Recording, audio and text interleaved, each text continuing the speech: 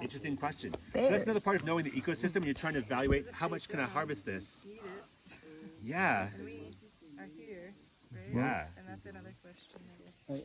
And that's knowing your ecosystem. And it's also like how much you personally need something or how much the plant is drawing to you. Like Frank Cook isn't around, but if he was, he'd probably talk about the etheric qualities of the plant and how it draws you, and kind of like the sympathetic interaction that you have with the living thing, and really attuning that kind of spiritual awareness. But we're not talking about that.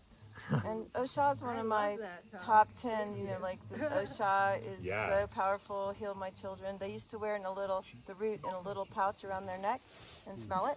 And I'll put a tiny amount in a tea that I'm going to make all week. Yeah. Yeah, because you could boil it for 5 hours and still give off. So I want to apologize to people who don't know what this is used for, because we're talking all about how to harvest it, what part to harvest. We haven't said what it does yet. So I apologize for those folks who aren't familiar with this medicine. That's what Yeah. So I'm going to say what it's used for, and then I'm going to go back to the wildcrafting piece for a minute. But what it's used for, I find it to be a great antiviral. It's a powerful antiviral. It's very like resinous and aromatic. It breaks up mucus.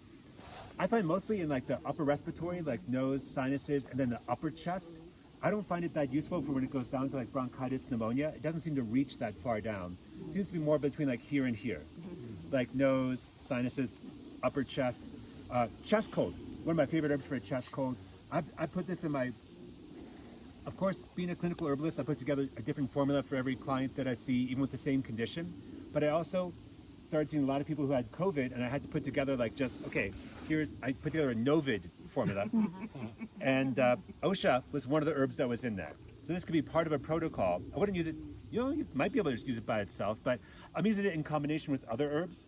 Specific indications, I would say, in other words, when specifically to use it. So there's a lot of people with viral infections. I use it for like a viral infection where there's congestion. Also, it is a bronchodilator. That's a fancy word for it opens up your airways. So it's people who have been using some Osha root and just chewing on a little bit of Osha root. Like we have it at First Aid at Everybody's Medical. Come by there, ask for a little bit of Osha root, and we'll give you some dried Osha root to chew on. You get about this much, and it'll last you for a few days.